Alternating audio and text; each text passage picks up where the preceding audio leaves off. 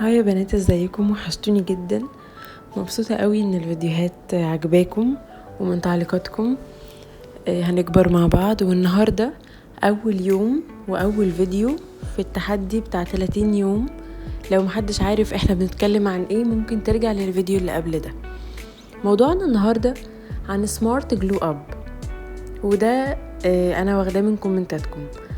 انا مش هتكلم عن الجلو اب بس، انا هتكلم عن السمارت جلو اب، النسخة الأذكى منك. كلنا بنسمع فيديوهات الفترة دي عن الجلو اب، عن قص الشعر والسكين كير والستايل والميك اب. ده مش غلط، احنا هنتكلم عليه برضو في الفيديو، بس انا بحس ان احنا الفيديوهات دي بنسمعها وبنمشي عليها اسبوع اسبوعين وكل حاجة بعد كده بترجع زي ما كانت. طب ليه؟ لان يا بنات الجلو اب الحقيقي الذكي عمره ما كان بالشكل بس. احنا هنهتم بشكلنا، بس في نقط تاني احنا مش بنذكرها قوي. السمارت جلو اب بيبدأ من القرارات اللي محدش بيشوفها. اول حاجة ان انتي تبطلي تقارني نفسك بحد، مثلا حد من السوشيال ميديا. انتي متخيلة انك بتقارني يومك العادي بأحسن دقيقة في حياة حد تاني؟ ركزي كده في الجملة دي، انتي بتقارني يومك العادي بأحسن دقيقة في حياة حد تاني. اكيد دي مش حياته اليوم كله، اكيد بجد.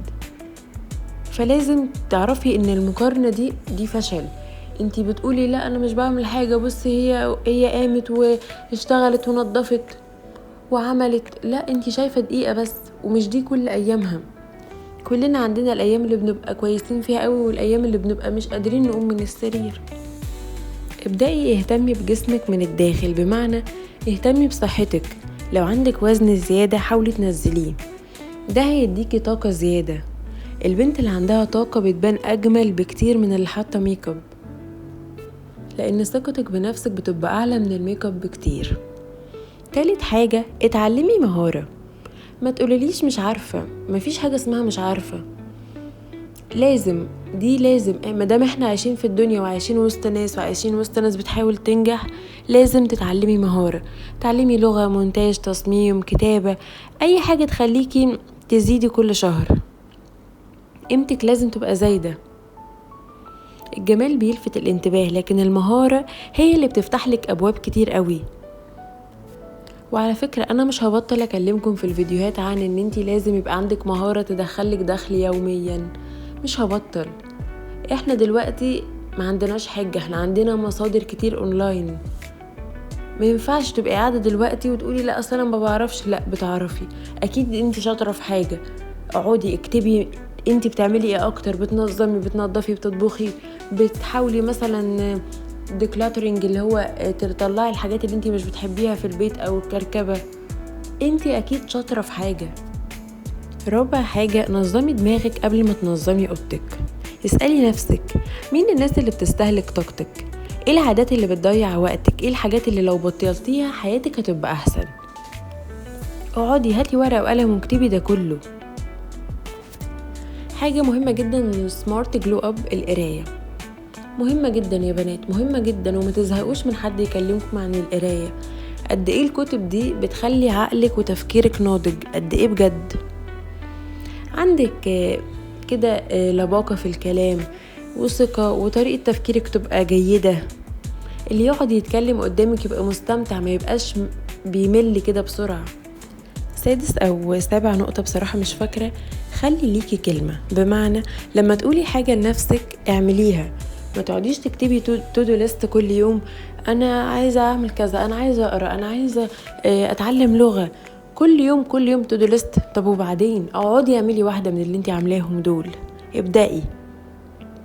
ثقتك بنفسك مش احساس، الثقة بنفسك بتيجي لما بتوفي الوعود اللي انتي وعدها لها. نيجي بقى للشكل. هنا بقى اهتمي براحتك بشكلك. شكلك مهم جدا، والناس بتاخد بالشكل ده، احنا مش هنقدر نكدب الموضوع ده. الناس بتاخد بالشكل، ولو دخلتي اي براند اشتريتي حاجة وانتي مش لابسة كويس، مش هيهتموا بيكي زي ما انتي لابسة كويس. مادام انتي عارفة ان انتي خلاص اشتغلتي من جوه وبدأتي تتطوري واحدة واحدة، اهتمي بشكلك جدا جدا، واصرفي على شكلك واعملي فيشل واشتري ميك اب واشتري لبس واعتني بشعرك اكتر.